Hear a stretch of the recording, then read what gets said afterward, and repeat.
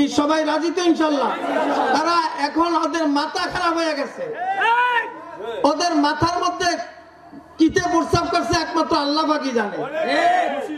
আর কত টাকার দরকার একটা মানুষের, কত টাকার দরকার, কথা বুঝা আসছে? কিন্তু আপনারা যদি ঘরে বসিয়া চুপ করিয়া থাকেন তাইলে কিন্তু হবে না, তাইলে কিন্তু বলেন হবে না। বুঝা আসছে কথা? আমাকে মাঠে নামায় দিয়ে আপনার ঘরে বসিয়া থাকবেন তাইলে কি হবে না। সব জায়গার মধ্যে যাইয়া আপনার চেষ্টা করতে হবে, লড়াই করতে হবে, জিহাদ করতে হবে। মোবাইল ব্যাক করা। আর একটা কথা মনে রাখবেন, আমরা কাউকে কোনো খারাপ ভাষায় কোনো আলফাজ এই পর্যন্ত কোন ইসলামী আন্দোলনের বদনাম কি নাই। আমাদের উপরে যদি কেউ অ্যাটাক করে তাইলে তারা অ্যাটাক করা ফরজ।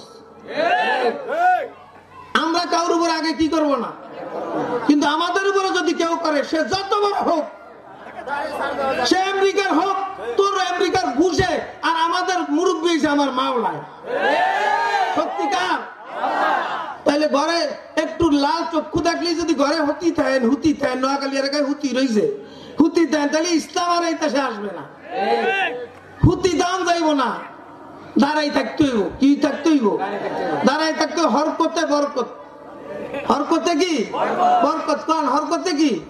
এই জন্য হরকত করতে হবে, সব জায়গায় যাইতে হবে, এখন থেকে বসিয়া থাকা যাবে না।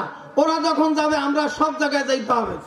তবলিগালারা দেখছেন না, তাদের দাওয়াত নিয়ে প্রত্যেক ঘরে ঘরে দুয়ারে যায়, আমাদের দাওয়াত নিয়ে প্রত্যেকের ঘরের দুয়ারে দুয়ারে কি যাইতে হবে। ইনশাআল্লাহ মনে থাকবে তো ইনশাআল্লাহ, যে গাড়ি চালান, অটো চালান, অটোর মধ্যে 10 জন উঠছে, তারে দাওয়াত দিতে থাকবে।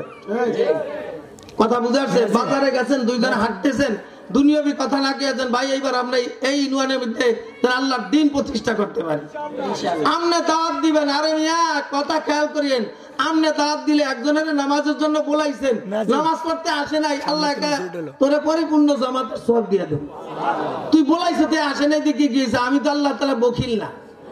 আমনে দাওয়াত দিবেন, কিন্তু আপনি যদি দাওয়াতে গ্রহণ নাও করে তাহলে আপনি সওয়াব কি পাওয়া যাবেন। ফালাহুম আজরুন গায়রু মামনুন, এই আয়াতের তাফসীরের মধ্যে লেখছে, যদি কোনো মানুষ যদি দাওয়াত দেয়, দুনিয়ার সরকার একটা সরকারি চাকরি করলে তারে পেনশন দেয় কি দেয় না? পেনশন মানে ঘরে বসিয়ে থাকলেও সে চাকরি না করলেও কি আপনি ঘরে বসেও সওয়াব পাইবেন যদি আপনার দাওয়াতের কাজ কি থাকে, অটল থাকে, অটুট থাকে।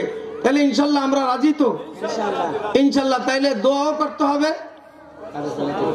মাঠে কাজও কি করতে হবে ইনশাআল্লাহ। আল্লাহ তাআলা আমাদের এই পরিশ্রমকে, এই দোয়াকে, এই মেহনতকে, ইসলামী আন্দোলনের সমস্ত কর্মকাণ্ডকে আল্লাহ তাআলা কবুল আর মঞ্জুর করুক। সবাই বলেন আমিন। সুবহানাকাল্লাহুম্মা ওয়া বিহামদিকা আশহাদু আল্লা ইলাহা ইল্লা আনতা আস্তাগফিরুকা ওয়া আতুবু ইলাইক। আলহামদুলিল্লাহি রাব্বিল আলামিন। আসসালাতু ওয়াসসালামু আলা আশরাফিল আমবিয়া।